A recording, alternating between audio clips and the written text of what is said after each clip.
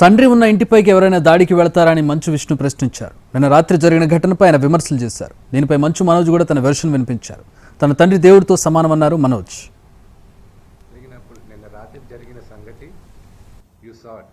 మీ ఇళ్ళకి వచ్చి ఎవరైనా ఒక 20 మంది వచ్చి మీ గేట్లు పగలగొట్టి లోపల తండ్రిగా కూర్చొని ఉంటే తండ్రి పైకి వెళ్తారా అనే క్వశ్చన్ మీకే వదులుతున్నారు.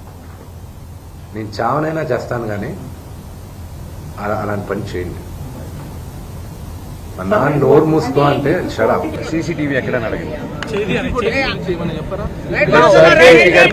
తీసుకొస్తున్నారు. విజయ్ అనే వ్యక్తిని, కిరణ్ అనే వ్యక్తిని ఆల్రెడీ పట్టుకుని ఉన్నారు. ఇప్పుడు విజయ్ అనే వ్యక్తిని కూడా పట్టుకుని వచ్చి ఇంట్రోగేట్ చేస్తాను. మా నాన్న అయితే కాదండి, మా నాన్న దేవుడు. ఆయన ఈ రోజు ఏదైతే చూస్తున్నారు మీరు అగ్రెషన్, అది ఆయన కాదు.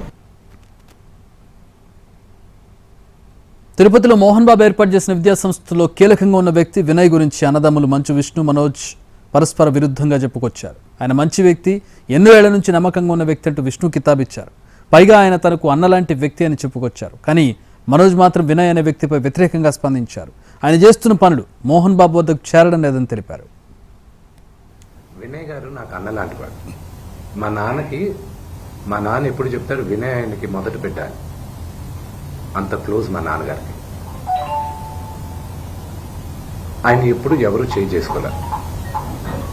ఆయన పొరపాటును కూడా ఏమన్నా. ఆయన నాకు అన్నలాంటి వాడు. సో అది నాన్నగారు ఏం మాట్లాడారో దాంట్లో ఒకసారి క్లారిటీగా వినండి. ఆయన ఏం మాట్లాడారో ఆయన దాంట్లో క్లారిటీగా ఉంది. దాని గురించి నేను ఎవరిని ఇవ్వాల్సిన అవసరం లేదు. ఓన్లీ దట్ వన్ కరెక్షన్ నేను చెప్పాల్సింది. వినయ్ గారికి నాకు ఉన్న సన్నిహితం దాదాపు ఒక 15 సంవత్సరాల నుంచి. ఆయన భారతదేశంలో గొప్ప గొప్ప స్థానాల నుంచి వచ్చారు. మీకు తెలుసు, అది నేను మీడియాలో చెప్పాల్సిన అవసరం లేదు. మీరందరూ కూడా ఆయన గౌరవిస్తారు. మీ అందరికీ తెలుసు ఆయన స్టేచర్ ఏంటో. ఒక అన్నలాంటి వ్యక్తి ఆయన నాకు. మా నాన్నగారి ఆయన పెద్ద కొడుకని.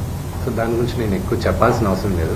వినయ్ గారు కూడా తిరుపతిలో వినయ్ గారు చేసే విషయాలు కొన్ని నచ్చట్లేదు నాకు.